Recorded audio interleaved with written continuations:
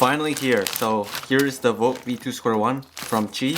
So I know I made an April Fool's joke about this puzzle, but the real thing's actually finally here now. So yeah, thanks to Chi for letting me test this puzzle, and I'll just get straight into it.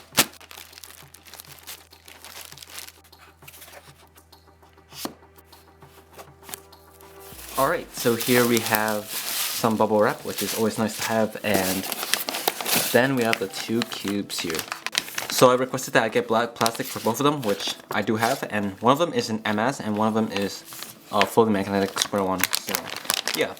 So it also seems like it comes with extra springs, so here are 2 of them. These feel pretty stiff, so I think they're the tighter ones, so maybe I'll play around with these a bit more later, but for now, the actual cubes. So before I get into turning it, I may as well change it to the superior color scheme. If I can find a hole for it. Interesting, wait, there's no hole for the cap.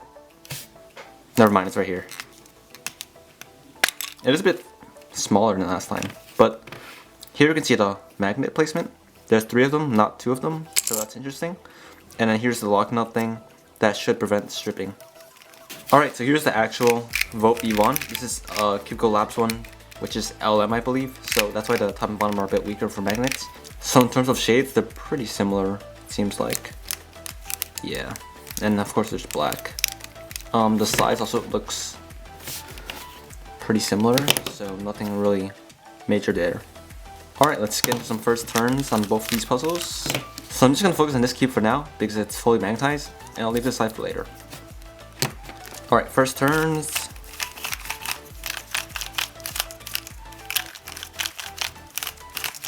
Interesting. It has that Vote feeling still, but it's definitely a bit faster out of the box than the Vote V1. In terms of the magnets, they're actually pretty similar to the Cubicle Labs LM, not the regular M. The Cubicle Labs regular M has quite strong magnets for the top and bottom layers, but the LM has a bit weaker, and this is also a bit weaker.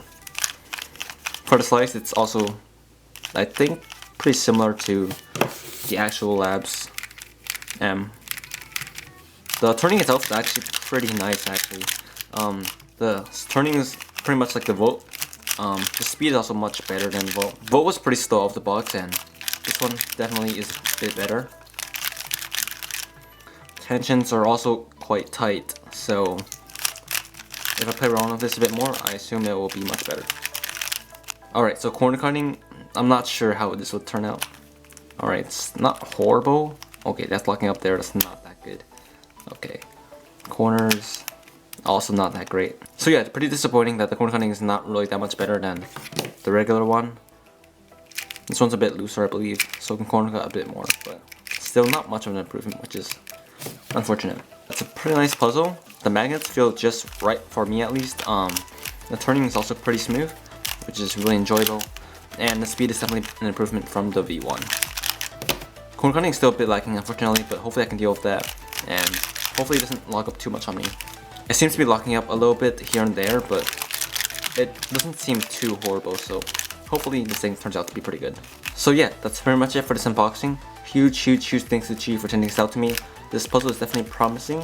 I won't say it's an instant main out of the box, but it definitely has some potential to beat the Yushin, and I hope to use this a bit more. So yeah, thanks for watching.